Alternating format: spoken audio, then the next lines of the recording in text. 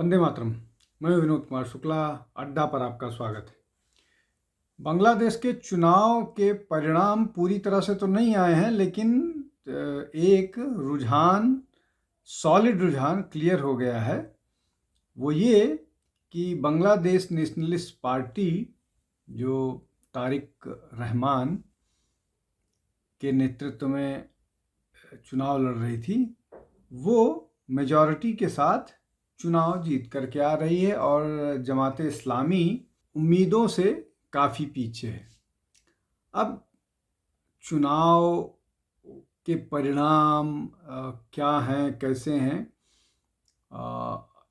उससे ज़्यादा महत्वपूर्ण ये है कि इन चुनाव के बावजूद, मतलब ये जो चुनाव हुए हैं, जब वहाँ पर सत्ता परिवर्तन हुआ था और शेख हसीना को अपदस्थ कर दिया गया था और उनको भारत में शरण लेनी पड़ी थी, उन सब के बाद ये चुनाव हुए हैं। लेकिन चुनाव के बावजूद बहुत सारे ऐसे प्रश्न हैं जो अभी भी, जिनका कोई जवाब किसी के पास नहीं है, उन्हीं पर चर्चा करते हैं। मोटा मोटी ये है कि जो बांग्लादेश नेशनलिस्ट पार्टी के तारिक रहमान चुनाव जीत गए हैं। जमात इस्लामी अपोजिशन के तौर पर उभरी है, जो लग रहा था कि वो चुनाव जीत जाएगी, वो नहीं जीत पाई है। अवामी लीग, जो शेख हसीना के नेतृत्व वाली पार्टी है, उसको चुनाव लड़ने नहीं दिया गया, इसलिए कि जो है उनको मौत की सज़ा कोर्ट ने सुनाई है, बांग्लादेश के कोर्ट में। अब जिन प्रश्नों पर चर्चा ज़रूरी है वो है, पहली बात ये कि क्या ये जो चुनाव हुए हैं, इसके बाद से बांग्लादेश में जो उनका वहाँ का आंतरिक माहौल है, उसमें स्थिरता आएगी। स्थिरता का मतलब, जिस बात को लेकर के विरोध कहा जा रहा था कि ये जब बताया जा रहा था कि प्रो इंडिया हैं शेख हसीना, उन पर भ्रष्टाचार के मामले बताए गए, इस तरह की चीज़ें थी। हालांकि उनके समय में इकॉनमी बहुत बेहतर कर रही थी बांग्लादेश की। लेकिन ये जो तारिक रहमान हैं, डॉक्टर तारिक रहमान, इन पर भ्रष्टाचार, मनी लॉन्ड्रिंग का आरोप था, इनकी गिरफ्तारी हुई थी। उसके बाद ये 17 साल से निर्वासित जिंदगी जी रहे थे ब्रिटेन में। तो क्या वो जो उसका छाया या उसका प्रभाव अभी नहीं नज़र आएगा? इसके अलावा अब जो आउटगोइंग केयर टेकर एडमिनिस्ट्रेटर थे मोहम्मद यूनुस, उनका क्या होगा? उन पर भ्रष्टाचार के बहुत सारे आरोप हैं और इस दौरान भी उन पर बहुत सारे इस तरह के आरोप आए हैं, जैसे माइनॉरिटी के खिलाफ एट्रॉसिटी का। ये एक मसला हो गया। दूसरा महत्वपूर्ण मसला ये है कि जिस तरह से बांग्लादेश ने पाकिस्तान और चाइना के साथ एक नया एक्सिस बनाया है, उसमें भारत के साथ संबंधों की क्या स्थिति होगी? हालांकि भारत के प्रधानमंत्री नरेंद्र मोदी ने तारिक रहमान को बधाई दे दी है, लेकिन भारत के साथ बेहतर ट्रेड रिलेशन से उसका क्या होगा? क्या फिर अगर भारत के साथ नज़दीकी बढ़ती है तो वहाँ की जनता, जिसमें आईएसआई पूरी तरह से घुस चुकी है और वो भारत के खिलाफ भड़काने का काम कर रही है, और अभी भी मॉरल तौर पर चुनाव क्रिकेट को लेकर के जिस तरह से विवाद हो रहा था, उसमें वो बांग्लादेश के साथ खड़े नज़र आ रहे थे और इस तरह की बात कर रहे थे। तो क्या भारत के साथ वो कैसे डील करेंगे? और जो मसला है वो ये कि जो लगभग 8% की माइनॉरिटी है हिंदुओं की, उसमें बुद्धिस्ट भी हैं, जैन भी हैं, उनके साथ क्या करेगी? उनके मंदिर, उनके त्यौहार, उनके सिविल राइट्स, उनके ह्यूमन राइट्स, उनके बिजनेस, उनके जॉब्स, उस पर क्या रुख होगा? हालांकि उन पर इनका रुख कुछ बहुत इस तरह का नहीं होता है कि उसमें खुश होने की बात है। ये जमाते इस्लामी से मिलते जुलते ही इनका जो व्यवहार होता है वो भारत के वो हिंदुओं के साथ जो बांग्लादेशी हिंदू हैं उनके साथ होता है।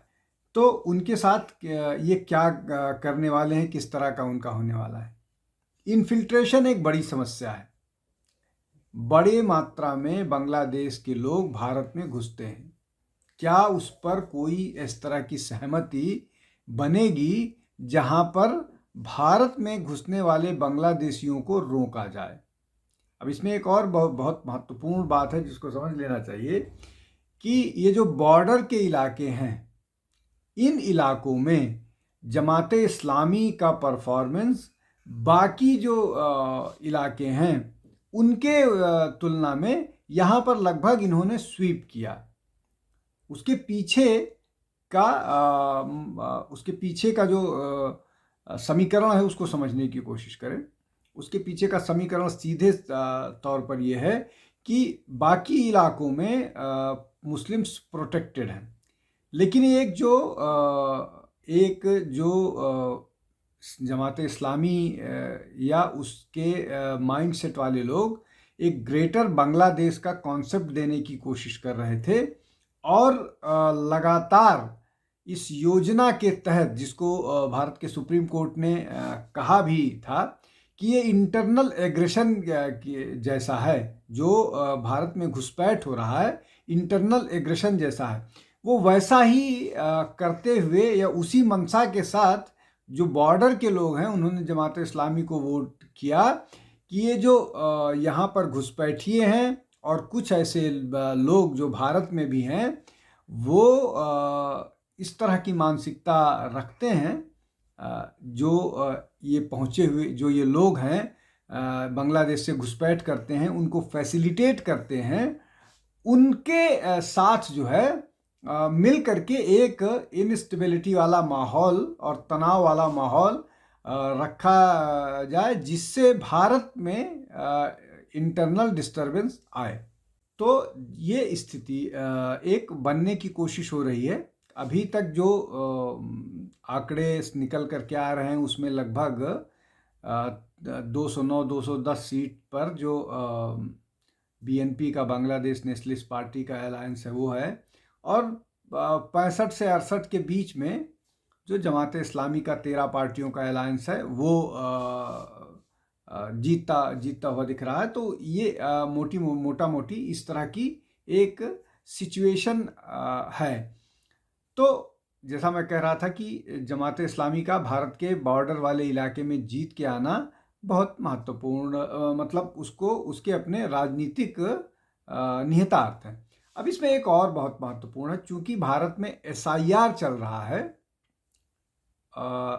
अभी 12 राज्यों में हो रहा है, जिसमें पश्चिम बंगाल जो है वहाँ पर भी है। अभी एक हफ्ते की डेट बढ़ी है, लेकिन जब ये प्रक्रिया शुरू हुई थी तो बहुत सारे लोग वो बांग्लादेश पश्चिम बंगाल छोड़ करके भागे थे। उसमें बहुत सारा तरीका था, गांव के गांव खाली हो गए हैं। इतना ही नहीं, न केवल पश्चिम बंगाल, बहुत सारे और इलाके जो जहां पर बांग्लादेशी हैं जो वहां से ट्रैवल करके बाकी इलाकों में पहुंच गए हैं, उनमें भी भगदड़ थी SIR को लेकर के। विशेष रूप से उत्तर प्रदेश में, क्योंकि उत्तर प्रदेश में हालांकि उत्तर प्रदेश से सारे जो इस तरह के एलिमेंट्स थे वो भाग करके बांग्लादेश गए हैं, या वो आसपास ही कहीं दिल्ली के कुछ इलाकों में, पंजाब के कुछ इलाकों में छिप गए, या साउथ चले गए, इसलिए कि साउथ के सारे स्टेट्स में अभी SIR नहीं हुआ है। तो ये बड़ी मात्रा में वापस गए हैं। अब वो संख्या लाख में है या कैसा है उसका आकलन तो धीरे धीरे जब पूरे देश में SIR हो जाएगा तो पता लगेगा कि कितने लोग भाग करके गए, लेकिन भाग करके बड़ी संख्या में गए हैं लोग। तो क्या बांग्लादेश की सरकार, चूंकि वहाँ की इकॉनमी एक बार फिर खराब स्थिति में आ चुकी है, भारत के साथ जिस तरह से उनके संबंध खराब हुए हैं, उनको पावर सप्लाई की दिक्कत हो रही है, उनका जो कॉटन जो अप्रैल इंडस्ट्री है वो उसको नुकसान हुआ है। तो उसके बाद वहाँ पर एक बार फिर जो क्राइसिस वाली सिचुएशन होगी, अगर आप उसको सीधे तौर पर कहें, कुछ लोगों के लिए पैसे इनकम कम होंगे और कुछ ऐसे लोग भी होंगे जो भुखमरी के भी शिकार होंगे। तो क्या उस तरह के लोग एक बार फिर भारत में घुसने की कोशिश करेंगे? और जिस तरह से अभी सुप्रीम कोर्ट ने ये बोला है कि पश्चिम बंगाल सरकार को कि वो ज़मीन उपलब्ध कराए फेंसिंग कंप्लीट करने के लिए और बीएसएफ के लोगों के लिए, उसके बाद भारत जो है वो बहुत सख्ती से उस पर कार्रवाई करेगा। इन सब को देखते हुए ये जो नए चुनाव आए हैं, नए चुनाव के परिणाम बांग्लादेश में आए हैं, वो उसके अलावा जो साउथ एशिया में एक नया इक्वेशन बन रहा है, उस सब के मद्देनज़र ये चुनाव तो निश्चित तौर पर महत्वपूर्ण है। लेकिन मैं जिन विषयों को बता चुका हूँ कि क्या ये स्टेबिलिटी ले आएगी, क्या वहाँ अल्पसंख्यकों पर अत्याचार कम हो जाएंगे, क्या एक बार फिर इकॉनमी जो है बांग्लादेश की उसी ढर्रे पर चलने के लिए काम करेगी, क्या जो भारत की सुरक्षा को लेकर के लगातार बात हो रही है उस पर कोई बात आए, उस पर कोई काम करेंगे, या फिर वही रेटरिक पर भारत के खिलाफ वहाँ के लोगों को भड़का कर